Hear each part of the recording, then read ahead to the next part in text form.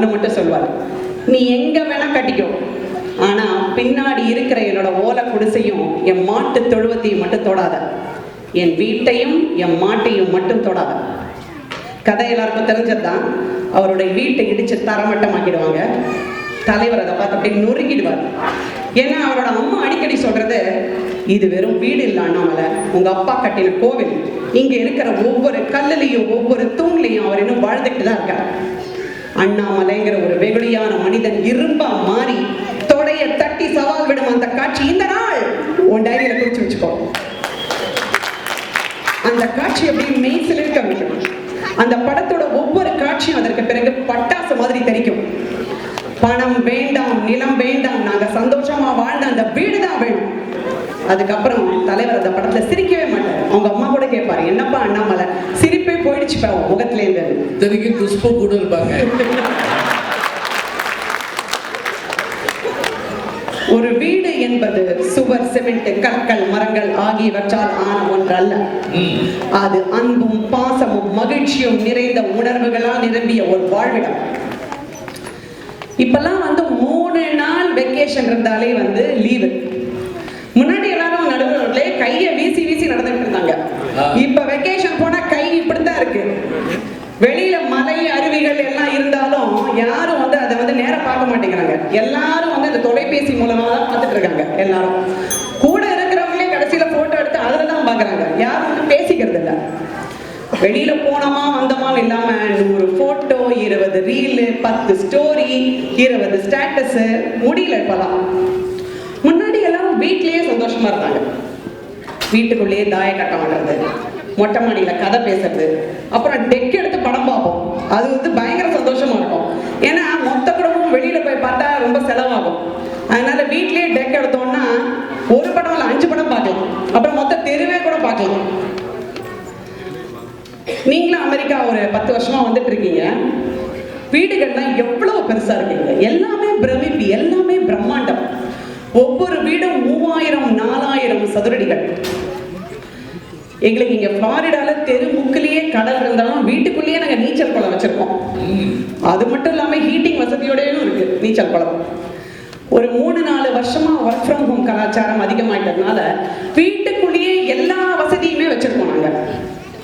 ஆனால் நடுவர் அவர்களே, என்னதான் பெரிய வீடு வசதிகள் இருந்தாலும் வருடத்திற்கு 3 வாரம் 36 மணி நேரம் 3 ஃபிளைட் பிடிச்சு 3 கண்டங்களை தாண்டி இந்தியாவில் கால் பதித்து சொந்த ஊர் மண்ணை மிதித்து நம்ம வீட்டை பார்த்த உடனே வரும் உணர்வுக்கு ஒரு ஈடு ஏதாவது இருக்கா?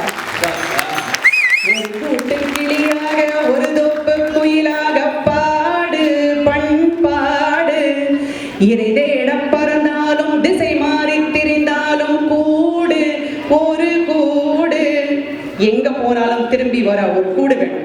சின்னதோ பெருசோ அது கொடுக்கும் உணர்வுக்கு ஈடு இணைங்க. இப்ப 3வது ஊனாவுக்கு வருவோம், உறவு. இன்னைக்கு உலகம் ரொம்ப சின்னதா போயிடுச்சு.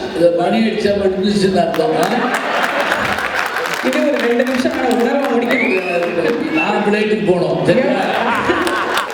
எவ்வளவு தள்ளி இருந்தாலும் இப்ப வாட்ஸ்அப்ல போட்டு பக்கத்துல எனக்கு செல்ல பேசி தொடர்பு. எவ்வளவு தள்ளி இருந்தாலும் இப்ப வாட்ஸ்அப்ல நம்ம பார்த்துக்கிட்டே கூட பேசிட முடியும். சமீபத்தில் ஒரு வெற்றி படம் அமரன், மேஜர் முகுந்த் வரதராஜனுடைய வாழ்க்கையை தழுவி எடுத்த படம். காஷ்மீர்ல கடுமையான போர், எப்ப என்ன நடக்கும்னே தெரியல, எல்லா பக்கமும் குண்டு வீச்சு பயங்கரமா இருக்கும். அப்போ 18-20 மாசம் இவங்க யாருமே லீவே இல்லாம வேலை பார்த்துட்டு இருப்பாங்க. எதிர்பாராம அவருக்கு ஒரு மாசம் லீவு கிடைக்கும். அந்த ஒரு மாசமும் ஒரே கொண்டாட்டம்.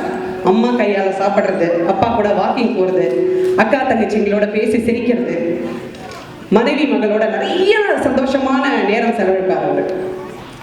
அப்ப கிளம்பும் போது விமான நிலையத்துல அவங்க அப்பா சொல்வாரு, ஒரு மாசமா நைனா நைனான்னு கூப்பிட்டு வீடே ஜேன்னு இருந்துச்சுப்பா, அடுத்ததான் நான் அவங்களை எப்ப இதை அனுபவிக்க போறேன் தெரியலையேப்பா அப்படின்னு சொல்லுவாரு. உலகத்தின் மொத்த சந்தோஷமும் அவர் அனுபவித்த கடைசியாக அவரோட வீட்டில் அவரோட உறவுகளோட. இறுதியா, அன்பும் சிவனும் இரண்டென்பர் அறிவிலார், அன்பே சிவமாவதாரும் அறிகிலார், அன்பே சிவம்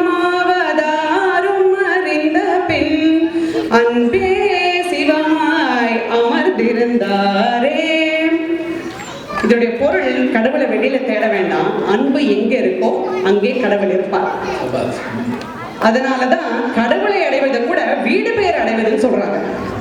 வீடு சும்மா நாம சந்தோஷமா இருக்கக்கூடிய இடம் மட்டும் இல்ல, நாமளும் மற்றவர்களுக்கு சந்தோஷத்தை ஏற்படுத்தி கொடுக்கலாம். ஏன்னா வெளியில யாருக்கு என்ன பிடிக்கும் நமக்கு தெரியாத நடுவர் அவர்களே, வீட்டுல இருக்கிறவங்களுக்கு நாம சந்தோஷத்தை ஏற்படுத்தி கொடுக்க முடியும். அதனால் உணவு, உறவு, உணர்வு இந்த மூணுமே வீட்டுல தான் அதிகப்படியா இருக்கு என்று சொல்லி வாய்ப்பு கூறி நன்றி பெறுகிறேன். நன்றி, வணக்கம்.